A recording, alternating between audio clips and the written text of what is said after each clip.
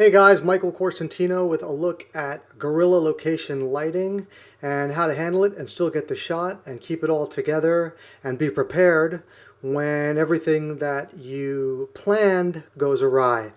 This particular shoot, you're looking here at the final image, was one of those shoots where everything that could go wrong did go wrong. But as a photographer, your job is to get the shot no matter what.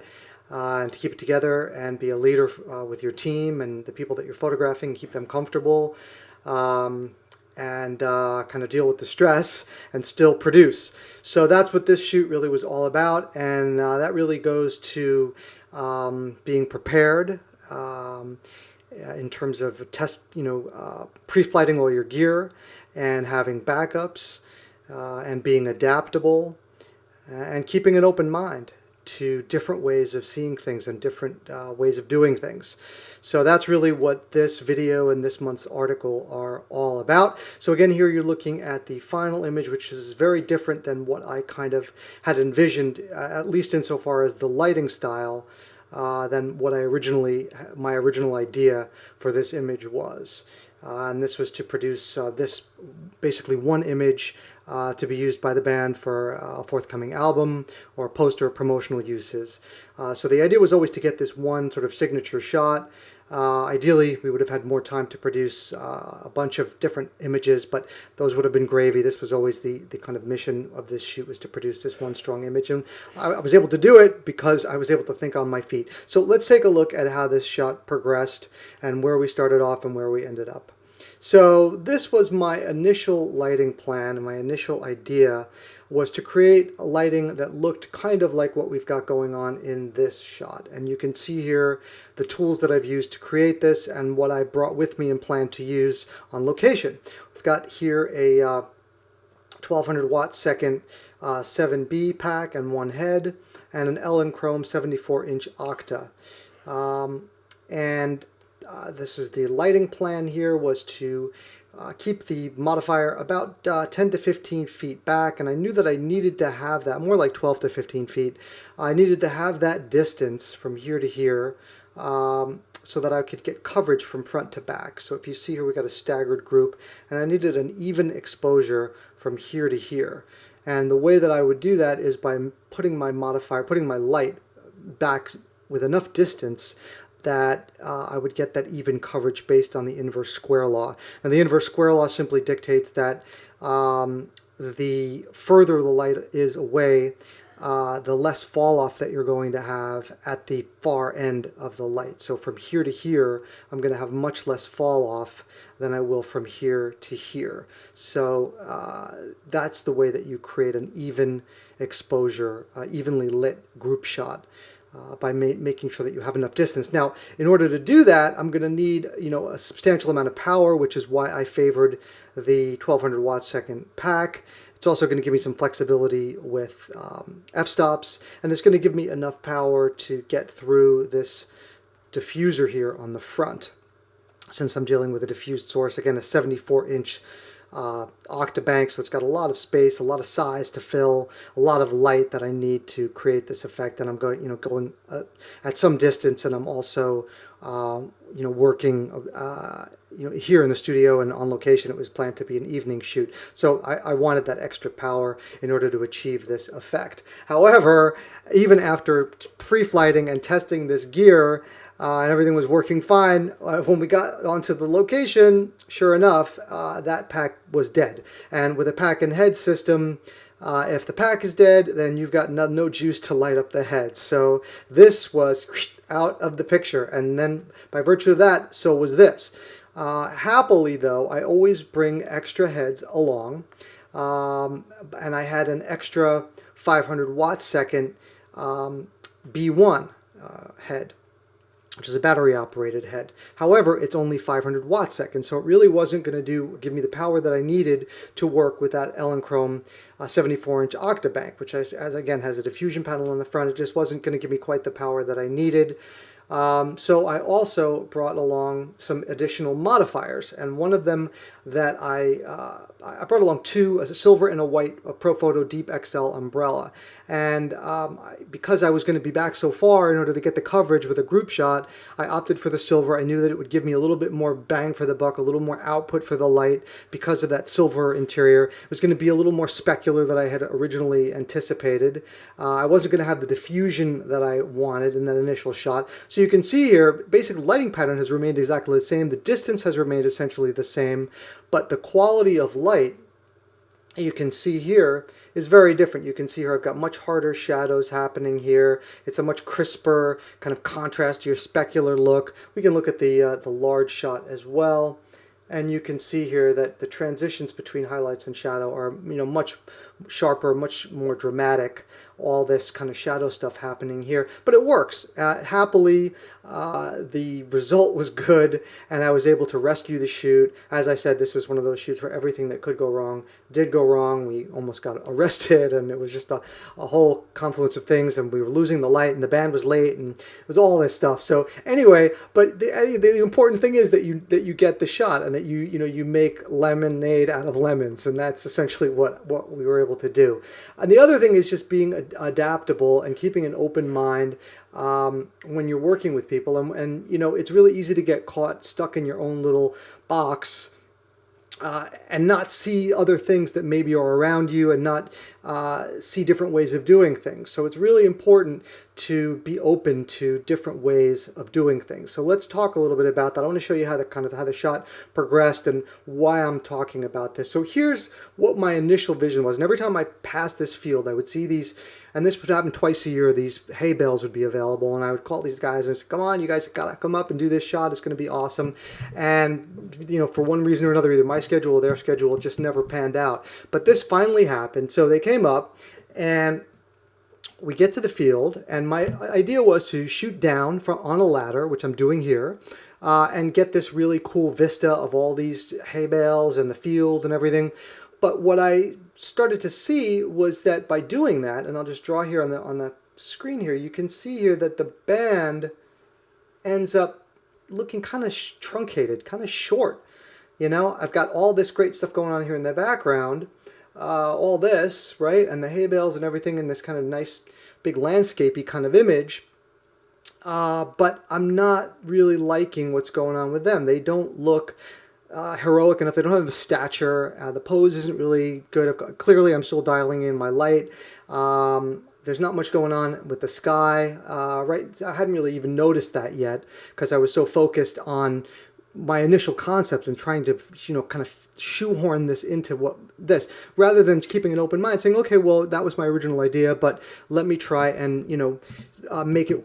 I don't have to be stuck in that particular idea.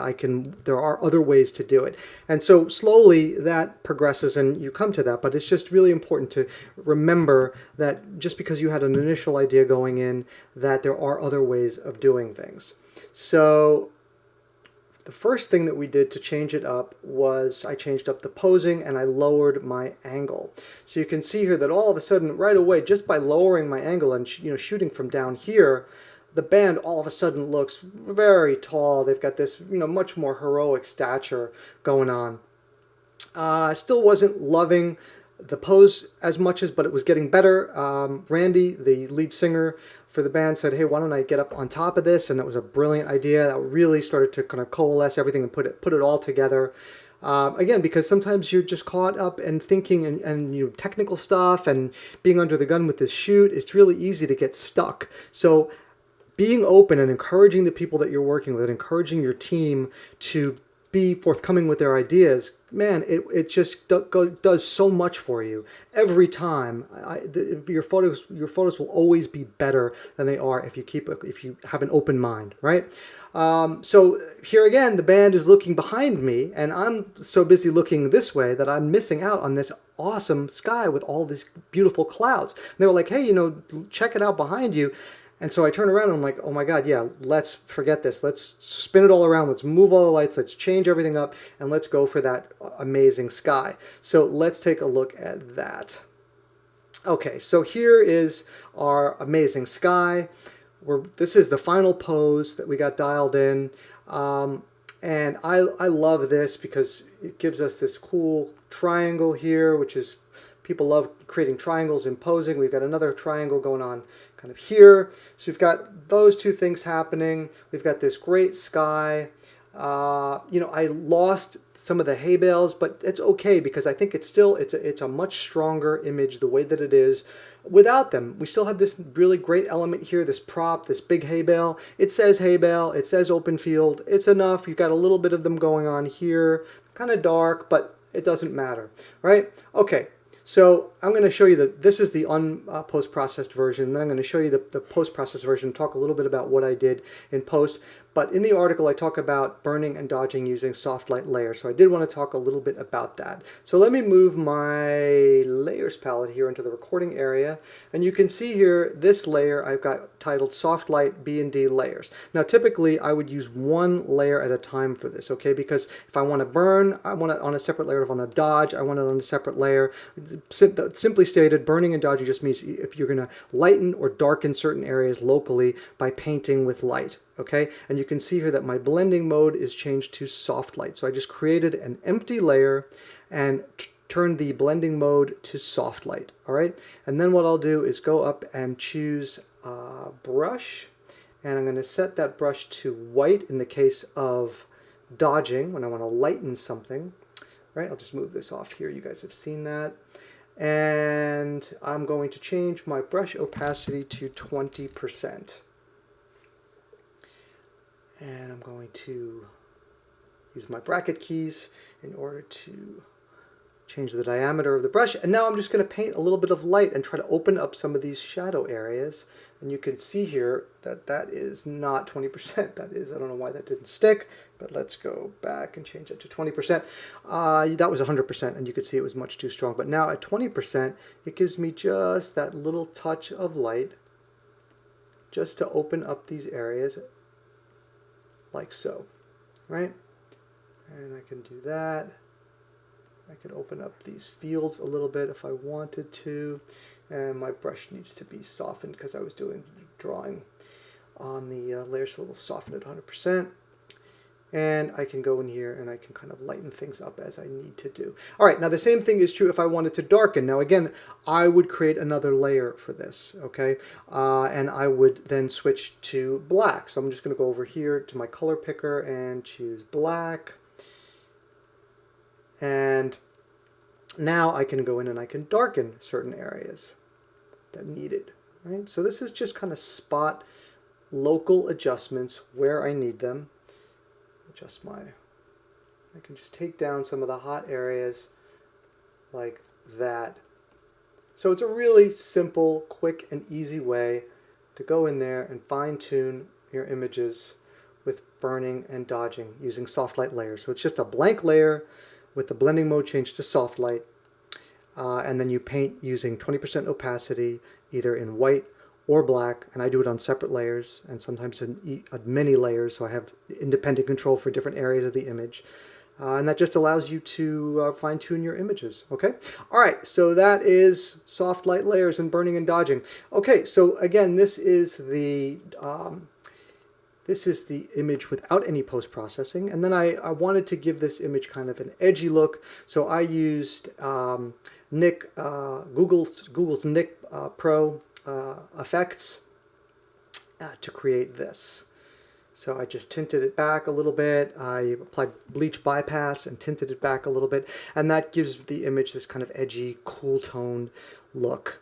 And the other thing is, you can see here that the guitarist for the band, Eric, was smoking an e-cigarette, and he blew out a puff of smoke in between shots, and I said, wow, that looks so cool against the sky. You've got to do that again. And it's little things like that. All of it just comes together, but little things like that, the sky, I also underexposed for the sky a little bit more in the final. The pose, the attitude of the image, Eric blowing out that puff of smoke, the low vantage point of me shooting up and giving them a more stature, a powerful kind of look. All of that stuff really coalesces and really kind of comes together to produce a really solid final, right? So that's it, being prepared, be flexible, keep an open mind, bring some spares. Again, an extra light head or two is always a really good thing. It gives you lots of options and flexibility. Even if stuff doesn't crash and burn, you can throw an accent light in, or maybe you don't use it at all, but you have those options. A couple extra modifiers as well. You can try different looks. But if everything crashes and burns, you have an out. You have a way to produce the image that you need. All right. So that's it for this month. This is Michael Corsentino for Shutter Magazine. Until next time, see you next month.